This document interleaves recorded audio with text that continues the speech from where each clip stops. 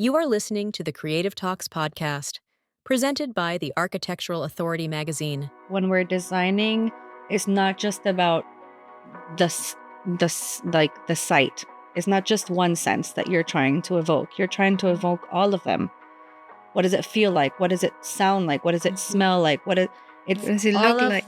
What does it look like? It's all the senses together. You want to come into a space and have an overall arching feeling, not just, oh, it looks beautiful. Mm-hmm. It feels beautiful. It feels beautiful. It feels, that's good. It feels balanced. It feels serene. I feel calm. And how do they want to feel? Like, we had a project that they had like a little nook that it was like the tea time nook. And they were describing that, in the mornings when they're feeling relaxed on a Sunday and they're, with their partner and they want to sit there and feel comfortable. What's the feeling they want to get from being in that space. This video is brought to you by the Stones and More Group, a leading wholesale distributor with over 2 decades providing top-quality porcelain, ceramic, slabs, mosaics, panels, and building materials, crafted to transform any space.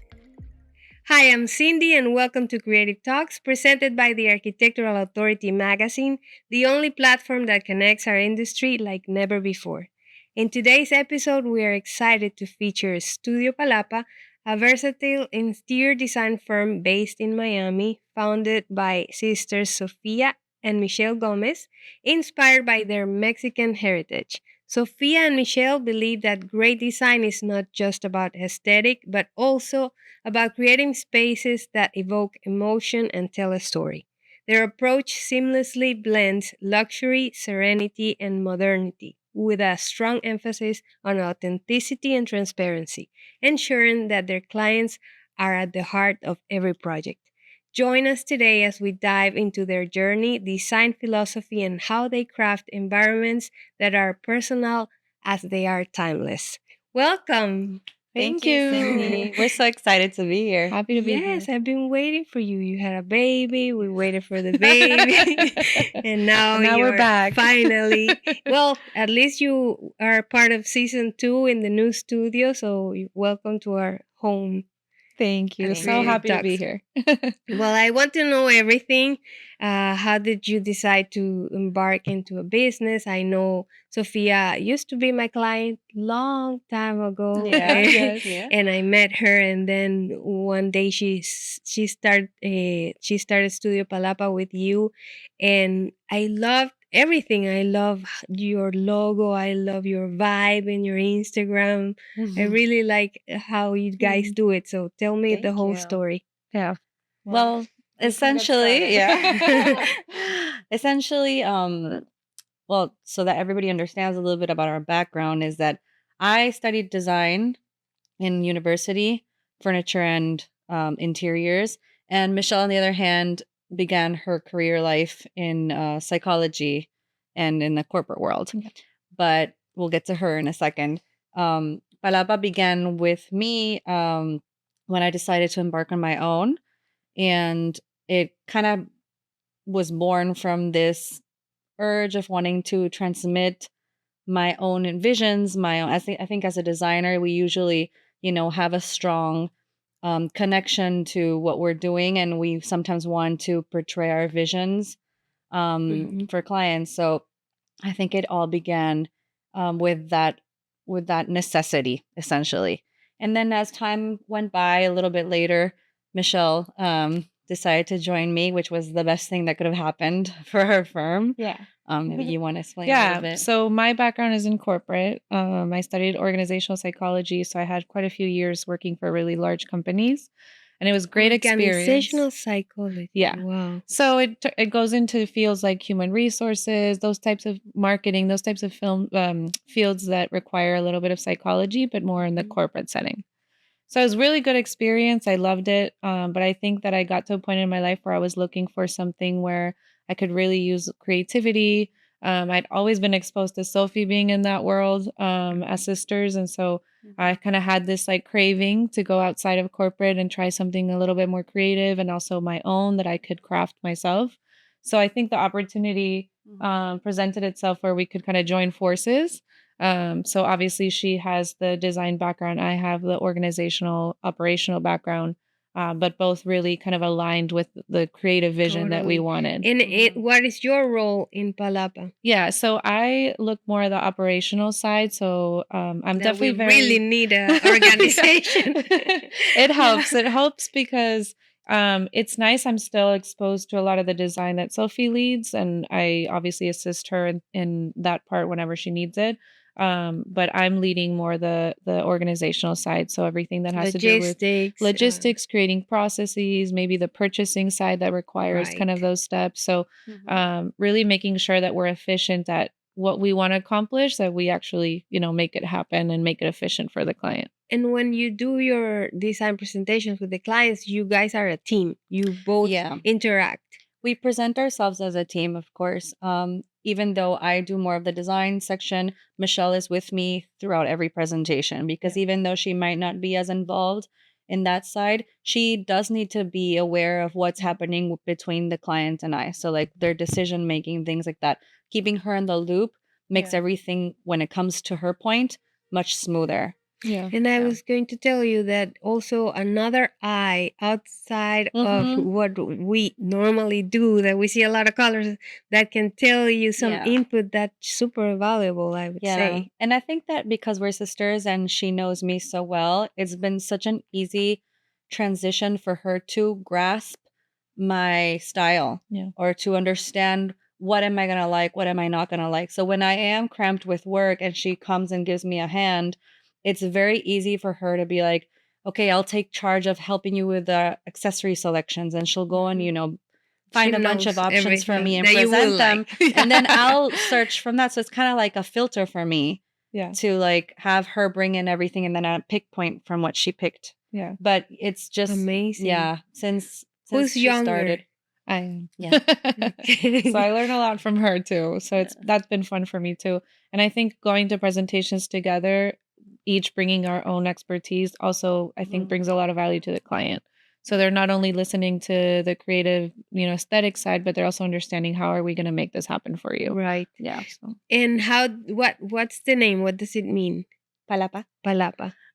It's a Mexican word. It is a Yes, Mexican it word. is. Yeah. Funny enough, we came up with it with my family in a dinner. Really? I was thinking, what am I going to call this? What am I going to call this? When I embarked on my own, I was like, I have to have a name, right? And I didn't want to call it Sophia Interior Design because funny enough, I did visualize it growing into something more than just myself.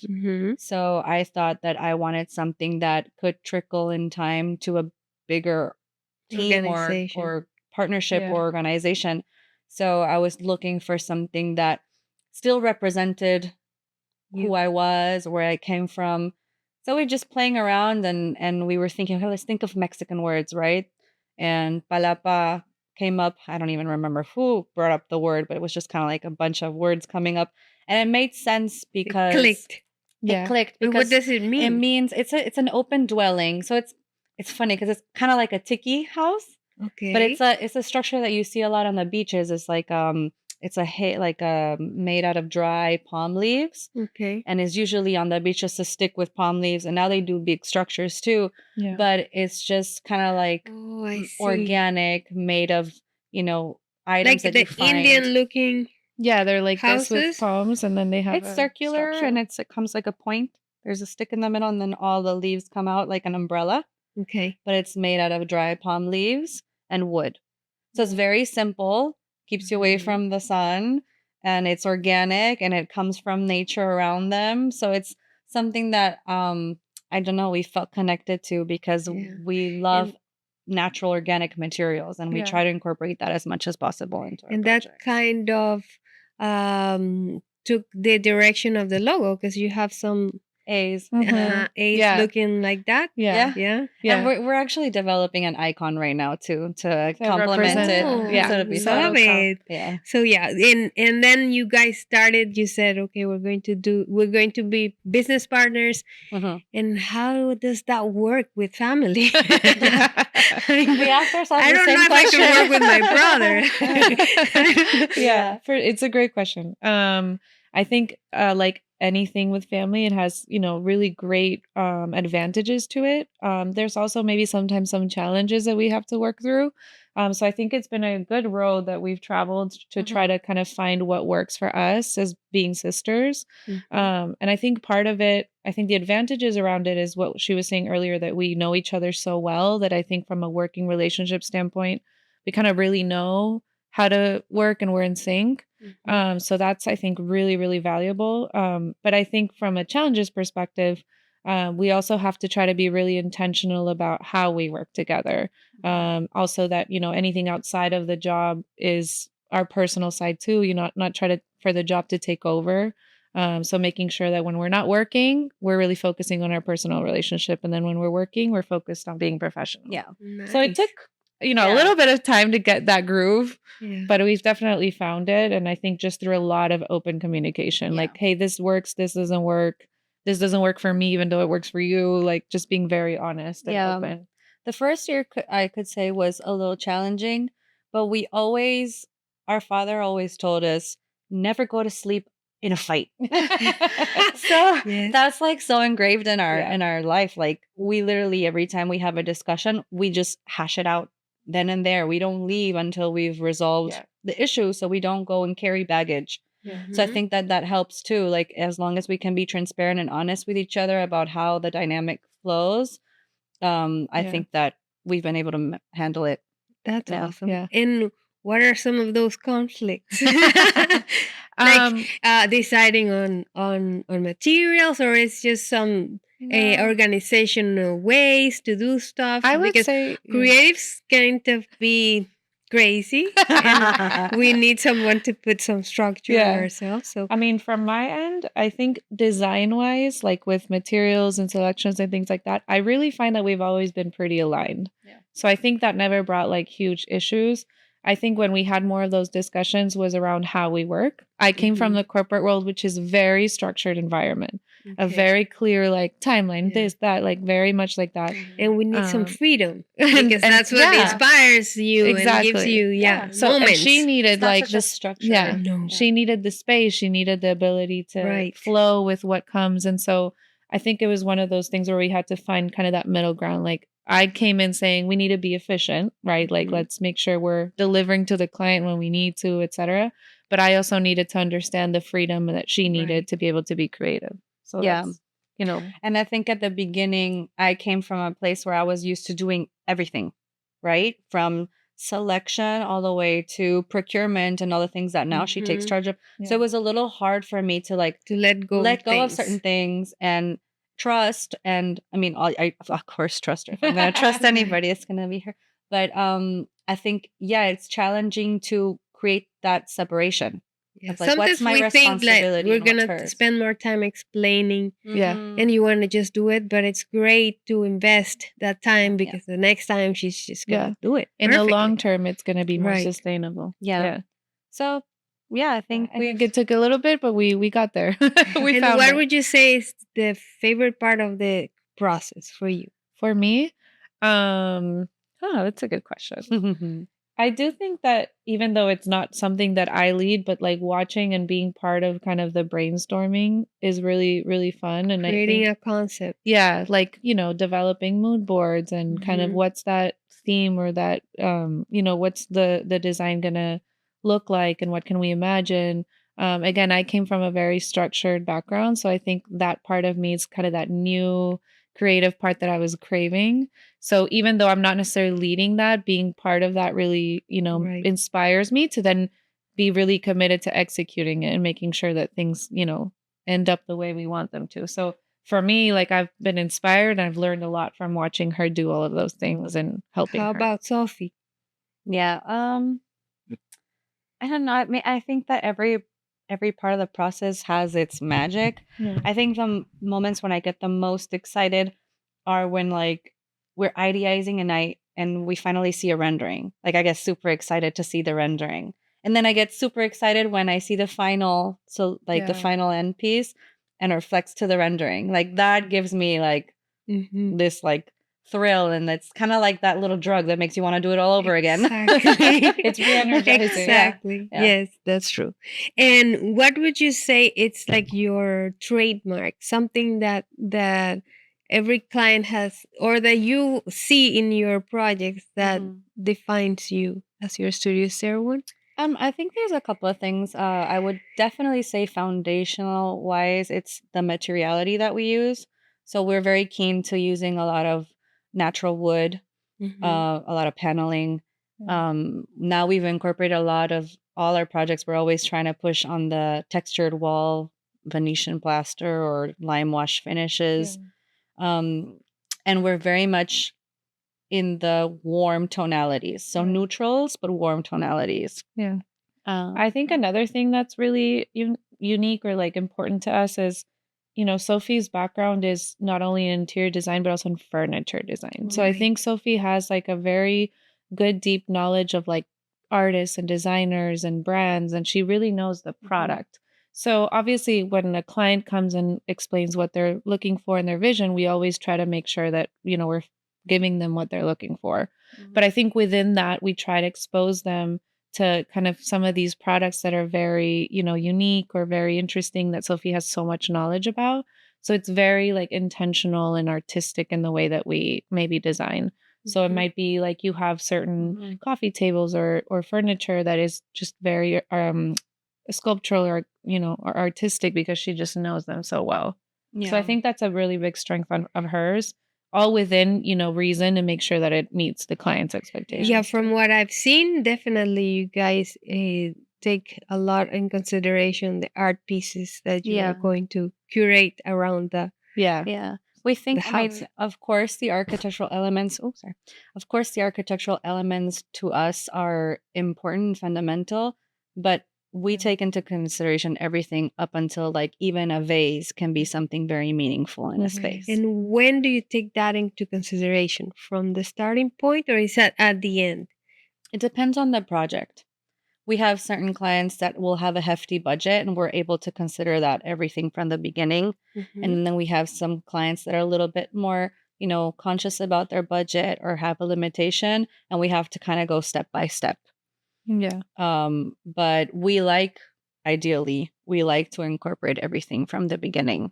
Right, because Yeah. when I see the reveals, it's like that was planned from the beginning because the background is amazing, the lighting is incredible, the colors, the textures around it. So that's why I'm asking you. Yeah. Yeah. Okay. Sometimes probably you do incorporate it from the beginning. Mhm. And collaboration is a key part of interior design. How do you ensure a balance between client vision and your creative direction?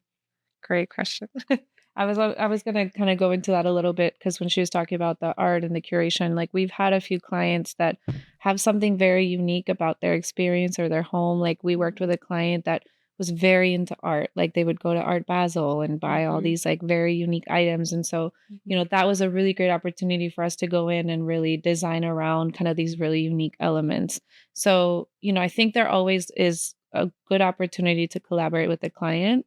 I think sometimes it depends on, the situation. So if you have clients that are maybe not as knowledgeable about design, that's a really great opportunity for us to lead and kind of expose them to, hey, we really think you need to go in this direction. Because they might know what they want to accomplish, they might just not know how to get there. Mhm. And then you have clients that are very involved in things like art and design, and that can be kind of a very different type of collaboration. So I think it's always essential to have communication and figure out what's going to be best for the result of the project. Agreed. I mean, yeah, ditto. And what role does authenticity play in your design process? And how do you bring transparency into your work? Authenticity is part of your, I would say your work, not values, your mission statement, right? Yeah, I mean, like you previously said, every project ends up being a collaboration. So I Mhm. think it's very important to have that authenticity as like who we are as designers and who we are as people. Yeah. We like to work in a place where everyone is kind to each other. There's no conflict. Like that's an ideal scenario, and that's what we push for. So I think that working. Have you found that balance in your job sites? Yeah, I mean, I think that we play as a mediator a lot in job A sites. lot. So as mediators, we do have to have kind of like that transparency and authenticity, because you're having the client as well as the general contractor or contractors looking at you for answers and looking at you for like results. Mhm. So the more you can be honest and the more that you can be an open book, the easier things are going to flow. You know, any conflict that arrives is going to be resolved, Yeah. because you're always, you know, with that intuition or like with Yeah. that approach to get to the final. So you would describe yourself as the calm person that brings in some Yeah. peace to the clients, even though there is a Mhm. problem. Yeah. I We're think here that to is help find a yeah. solution. I think that's always Yeah, I think as a designer we a have good to. attitude that we have to take. I We think have there's to. also another element with authenticity and transparency, which is with the client. You know, we focus mainly on residential, even though we've done some commercial projects, and that's an area that we may develop more. Up until this point, it's been a lot of residential. And you're in a situation where you're coming into somebody's home, and Yeah. it's a very personal space. It's a very emotional process to make sure we're doing something that they feel, you know, comfortable and serene, and we feel like a home is where you want to decompress and feel like you're in your place. So it's important for us that when we come into the project to talk to the client, that they feel that trust, that, you know, we're here to be transparent and to make sure that this works the best for your benefit and that your home is what you want it to be. So I think Mhm. that's part of it too. It's kind of Yeah.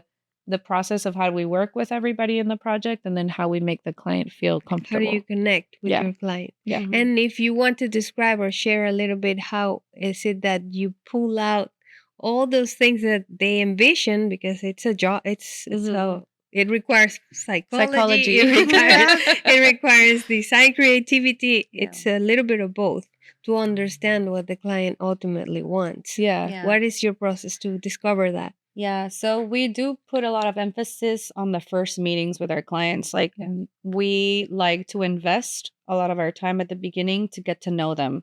And that is in a restaurant, in the house, or in Well, stores. How do you do it? It depends on the circumstances of the client. You know, if they're living at their house, we will generally go to their home, or we will meet at a restaurant, or we'll meet somewhere at a coffee shop. But we like to have several meetings where we do a lot of questions, where we try to get to know them, and we diverge into their personal lives Yeah. too, as much as we can without Mhm. being intrusive. But we like to create a connection with the client and truly understand what is it they're going to be doing in those spaces. What is it that they're looking for? Mhm. How long are they going to live there? Is this forever home? Is this just temporary? Mhm. Yeah. How much do they want to invest in it? How much do they not? Where are they from? What kind Their of habits knowledge do they have? of their travels or what they have Exactly. Yeah. Yeah. in mind. And how do they want to feel? Like, we had a project that they had like a little nook that it was like the tea time nook. And they were describing that, you know, in the mornings when they're feeling relaxed on a Sunday and they're, you know, with their partner and they want to sit there and feel comfortable. What's the feeling they want to get from being in that space. So it's kind of asking a Mhm. lot of questions, like Soph said, about, Yeah. you know, who you are, what you do with your space, and what is it that you really desire? How do you want to feel when you're in Yeah. that space? Because we always say that when we're designing, it's not just about like the site. It's not just one sense that you're trying to evoke. You're trying to evoke all of them. What does it feel like? What does it sound like? What does it Mhm. smell like? It's What does it all look of like? what does it look like? It's all the senses together. You want to come into a space and have an overall arching feeling, not just, oh, it looks beautiful. It Mhm. feels It beautiful. feels Yeah. beautiful. It feels, yeah, that's good. It Mhm. feels balanced. It Yeah. feels Yeah. serene. Mhm. I feel calmed. So it's great that Exactly. you take all of those things into consideration. Mhm. Talking about trends and industries insights, what are some emerging design trends that you're excited about in the luxury residential space? You talked about lime wash and Yeah. doing Venetian plaster. You think that's something that people is gonna call you in 5 years and say, "I want to remove it," or you think it's gonna last? Because I'm starting to incorporate it as well. I honestly think it's going to last. I hope it lasts, because I do find that it is a much Warmer. well, aesthetically it is warmer. I think it's interesting too. It's textured rather than just flat paint, but it's also more organic. So materiality wise, it is a healthier option than these chemical based paints. Oh, So- really? So I do didn't know think that lime wash is also something that, and now they're coming up with organic paints too in the industry, but I don't think it's going to go away.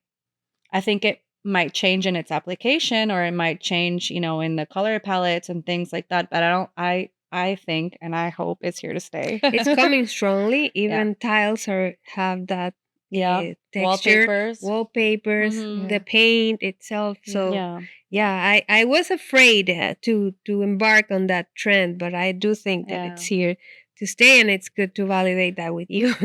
How do you integrate modernism while maintaining a timeless quality in your design? So I think, Would Go you for it. consider your designs modern? yeah, I think think that so. they're modern. They're a warm take on modern. I think it's not your usual Like a lot of approach of LED? No. Right. We yours. like LED. We like warm Warm light, LEDs. We yeah. like warm lighting. I think that we incorporate a lot of our geometry is very modern and contemporary. Yeah. So the way that we fabricate or like design the fabrication of millwork is very contemporary. Yeah. We try to perhaps bring in color or certain tones that are perhaps not super contemporary or like super bright white modern, your typical aesthetic of modernity. But That would be like the white oaks, or what? What kind of colors that we use, you mean? that you're talking about? Yeah. So Or just blues and greens and terracottas? All of I think that? it's very inspired in like nature. Yeah. So you have like the natural woods, which is what you would naturally see. Yeah. Or, like you Like said, a like blonde- browns and like a blonde. warm sand or things like that. So, when we embark on a project, we always try to think, okay, what are we inspired by? Like we have a project that we're working on that we got inspired by like Indian spices and like all of those warm tones. And so Mhm. we're trying to like incorporate that into the choices that we make. Yeah. So I think it's like, And in that project, for example, like Yeah. it's a modern take of a more traditional home, because the house is more traditional, and also our inspirational is more traditional. Our inspiration are Indian spices, or they have a lot of Indian sculptures and a lot of traditional items. And how do you incorporate that into more contemporary architecture or contemporary built-ins or furniture selection? So it's kind of like we are modern, but we also bring in a little bit of ethnicity or like some artworks that perhaps are not contemporary, or like some antique pieces. So there's a balance. So it's not all crisp white modern is what I'm trying to explain. Okay. There's that And balance. I really like Mexican interior design. It's different. Yeah. I think that they are, they can do it all. They have no regrets for doing your living room pink, for example. It's true. Have you done anything with that? I think it goes back to Inspiration? what the previous question. I think there's a balance, right? Because we're still looking at kind of the market that we're working in and making sure that things Because I think we Makes need a sense. little bit of Yeah. that spice here in Miami interior design. for sure. And I think Yeah. it's evolving a little bit. And, again, bringing some of those materials, colors that in Mexico is used a lot, I think makes sense. I think some of the ways we've also incorporated is like bringing in artwork. So maybe the apartment or the structure is obviously very aligned to the Miami market, but you bring in art or accessories or certain elements that maybe bring some of that. Yeah. I think that culture. Mexico has a huge trend on They've been doing the Venetian plaster forever. forever.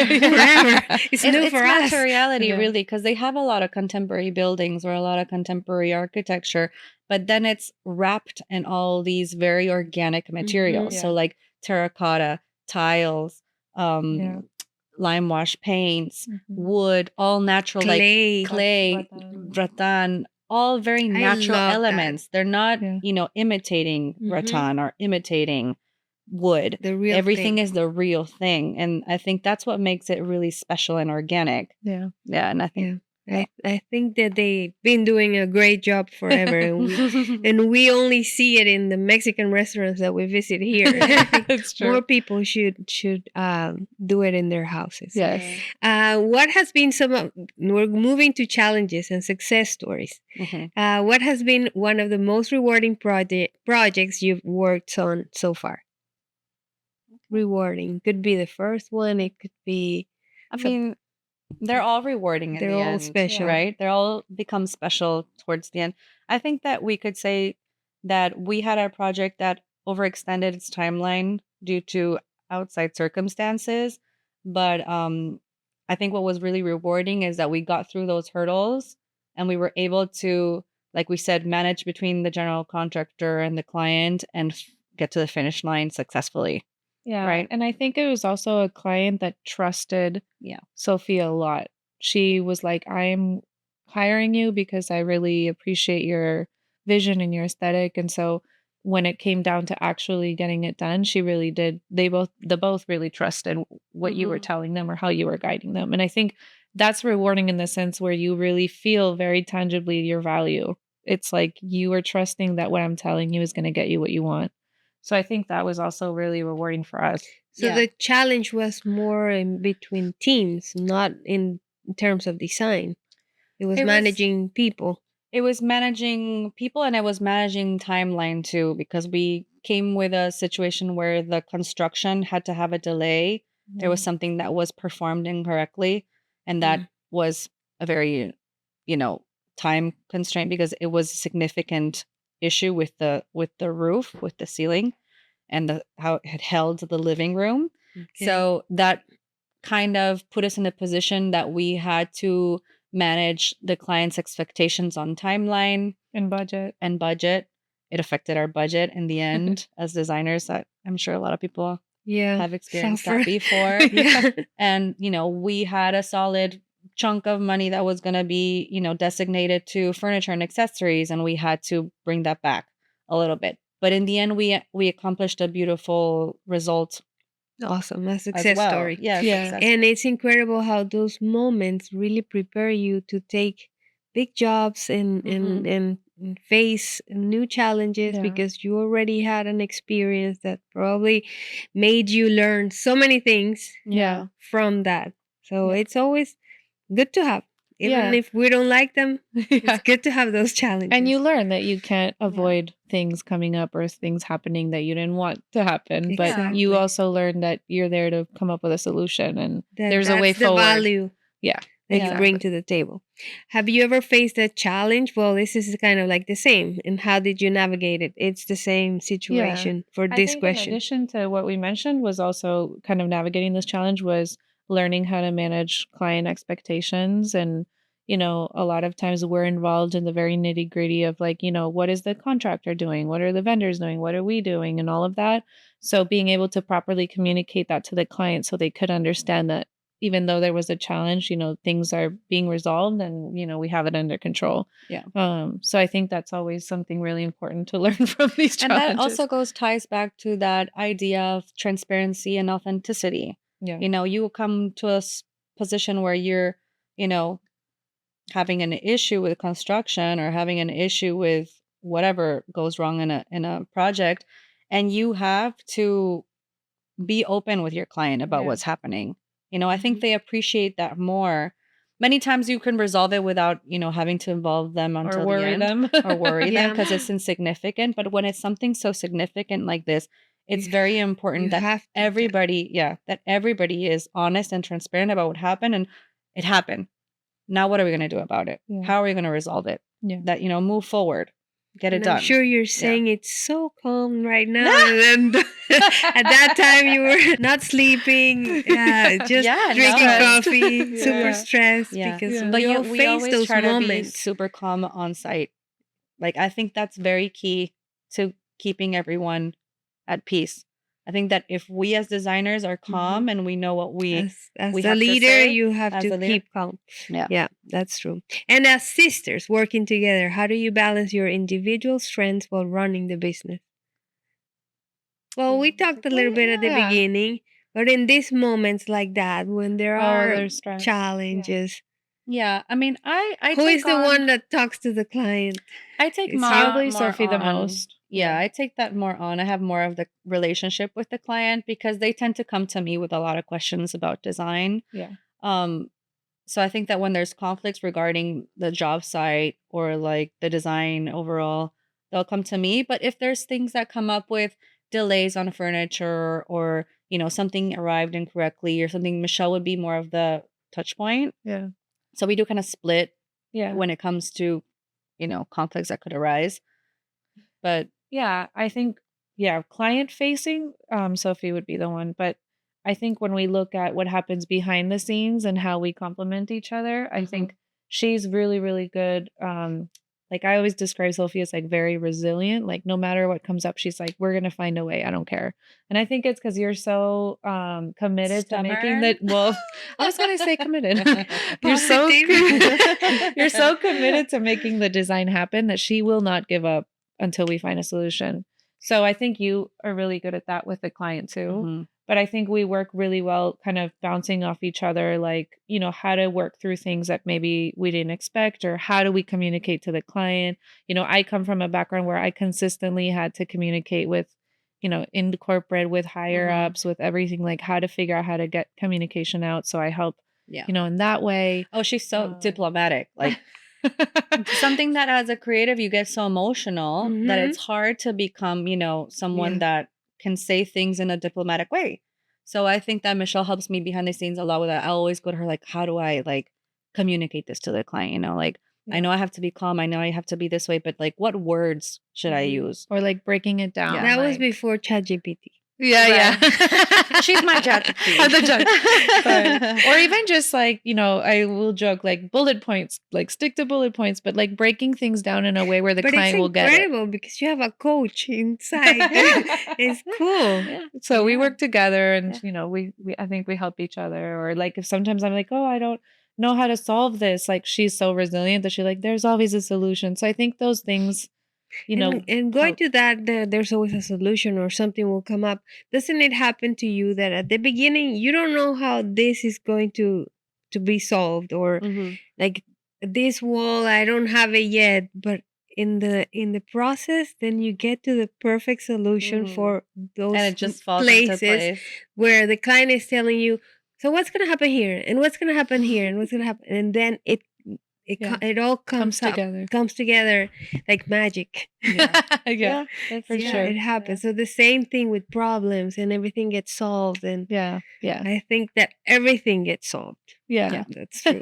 This is a question I love to make. If you could design a dream project with no constraints, what would it be?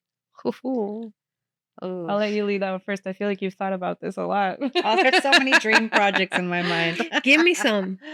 What would be a dream project for Palapa? Oh, I would love to design a Mediterranean villa on the coast, like on a cliff somewhere in with like huge, just describe it, because we don't know what developer is listening to the podcast today. So just describe it. Someone will come with a hotel that they want your inspiration. I mean, I've always visioned like this is probably something that I would want to build for myself, just like a summer villa in the. What are the colors coast. there? Everything is it's a 1-floor house, big, large layout. Everything in the entrance is pebbled with these beautiful olive trees and these very like subdued greenery all around, and pavers separated by gravel. Love it. And then some archways made out of stone that guide you into like an entry, like an open entryway with a fountain. All very like minimal architecturally, but with a hint of the Mediterranean vibe. So a very minimalistic Mediterranean aesthetic. Yeah. Beautiful. And then, inside everything is again contemporary, but using all these very natural materials that we've consistently spoken about, and everything that looks over towards the cliff area with the big ocean is made out of glass. So like you get all these maybe archways with Wow, there big are some glass modern panels. elements there. Yeah, so combining that like traditional Mediterranean architecture with very, very minimalistic contemporary Very, very cool. Yeah. elements. Yeah. Sounds like a perfect spot for a movie. Romantic one. And Where are you?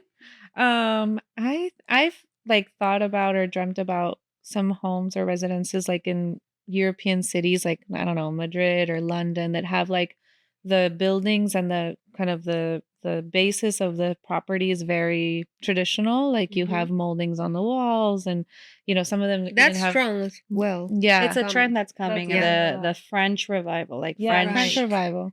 Mhm. And then kind of combining that with very modern looks, very modern material. So like you very want a minimalist. project overseas. That's Yes. It looks like we want to go to Europe. So anybody in Europe looking for us? Yeah, Here we we have are. the perfect designer for Yeah, that. yes. Yeah.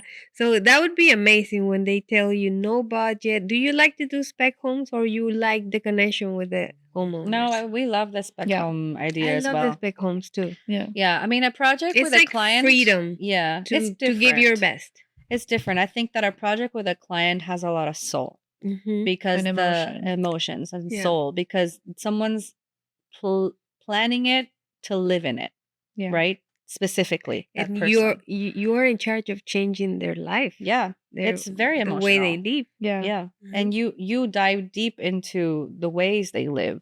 Right. And Their how are you psychology. gonna how you're literally the architecture to their lifestyle, right? But I think a spec home is really fun for us as designers Very fun. because there's this total freedom that you don't necessarily have to follow someone else's lifestyle. You Mhm. can decide this imaginative persona, and Mhm. how is that persona gonna live their life? Yeah. It's kind of like playing a game a little bit. Yeah.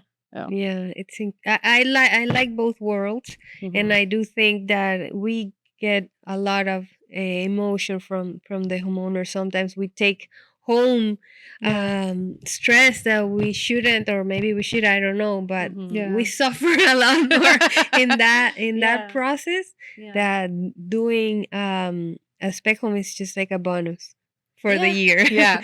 Yeah, no, right. it's cool. Yeah, It's yeah. cool. It's cool. And how about commercial? Would you like to do an eclectic restaurant or a Mexican style? We always talk about restaurants, actually. Restaurants, and we've done about hotels. too, Yeah, no? hotels and Yeah. restaurants in the commercial industry. I think those because are I two think things that we you would can like. bring in all that ethnic and some I think it can get really authenticity funky, or it Mhm. can get really like creative with tribal. I don't know. patterns. I get you Yeah. like in that direction. I don't know why. Yeah, Yeah, you sense that? yeah. we Uh-huh. would love that. And we've always talked about that's something that we would like to dive into. I And think that you have the opportunity to be very, very creative. I think a Yes. home has its limitations because someone's gonna live in Totally. the house. it needs to be right? more timeless. In a and- restaurant, you can have one floor and coming in, and then another Yeah. floor Yeah. going through, could and be another fun. one in Yeah, the yeah, in very out in of the box thinking, outdoor. I think. Yes, Mhm. it's crazy. I definitely would be love to do interesting. that. Yeah, Do you like to collaborate with other firms? Yeah. yeah, for sure. We've You've done talked. some. I've done some when I began. I did a few collaborations. We haven't done any lately, but we're Yeah. totally open to. Yeah, because to do sometimes that. a fusion is also Mhm. I think very you get fun. inspired. You learn from somebody else's Mhm. ways of doing things. Yeah. I think it's a natural way to grow as a professional. So I True. think it's great. That's nice. So we're wrapping up, and I just wanted to ask you two more questions. What's next for Studio Palapa? Anything exciting? Is Sophia going to start her new furniture line? Any collaborations in the horizon? Anything that you want to announce? We don't have any collaborations in the horizon. No. Have you thought about your own line of furniture since you studied Yes, that? of course. all Yeah, the I mean time? that's my background. I started as a furniture designer. I did my undergrad in Savannah College of Art and Design for furniture design, and then I went to Italy to do a master's. I did a double master's in Well, I furniture encourage you interior. to I give us some know. pieces that we Yes. can use in our projects I that can know. We're say just so this was busy. made Yeah. by Studio Palapa. I know. Definitely. You're right. We I think what's next for us is to start dreaming bigger than what we Yeah. currently Yes. are. I think it's dreaming not bigger, just dreaming parallel, Mhm. right? Yeah. So we've been focused on this kind of like mothership. And I think it's a time that we can start diverging into, parallel avenues like furniture or collaborations. That would be awesome to see. Yeah. And I am excited just waiting for it. And what advice would you like to give to aspiring interior designers looking to start their own firms? Because everything is not easy at the Yeah. beginning. So I think that you have to be fearless a little bit to start. I know that I was when I started. I actually started young. I mean, I was only 28 or 29 when I went on my own. And I think it's important to be fearless because that's what's going to get you through the first hurdles, as time goes by and you see all the things that could happen, it's harder for you to jump out of your comfort zone. So I think that forget about the comfort zone. Starting a business, no matter what business, is about putting everything into it, pouring everything into it. So just don't be afraid. be fearless. Yeah. And you? Well, I guess coming from my background, I would say don't be intimidated by really investing time to learn things outside of just design, whether it's business, psychology. Right now, anything. plumbing, electrical, furniture, textures, paints. Exactly. It's a whole world. But I think it's just being really kind of open to always learning more and more. I mean, I came from a field that had nothing to do with interior design, and I was so open to learning everything about it, and it was a great decision. And you're loving it. And I'm loving it. So just be really open to always learning things, even if they're outside of what you are an expert on, because it'll always help your business. So I think that's always good to just always keep growing. And I think that was something that you were just great at from the beginning when you joined, because she was just open to learning everything, open to coming with me to the site job and not know absolutely anything of what was going on. Yeah. And there she was taking notes. God knows what she was We writing. should reread those notes. They probably, I don't know what they said. Scribbles or something. But she's just such a fast learner, and I think it's when you open your mind that you can consume all that information. Well, it's been great to have you here. And Creative Talks does all kinds of talks. So I hope that you come back and we discuss We'd love to. on another subject together.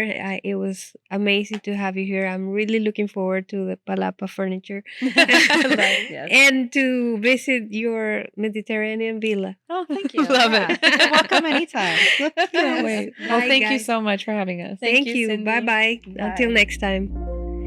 Thank you so much for listening to the Creative Talks podcast. Your 5-star reviews really help us continue what we do. Please rate your listening experience, and let's keep building this beautiful community together. For exclusive access to more design content, visit thearchitecturalauthority.com or download our app from the App Store or Google Play. Until next time, take care and keep creating.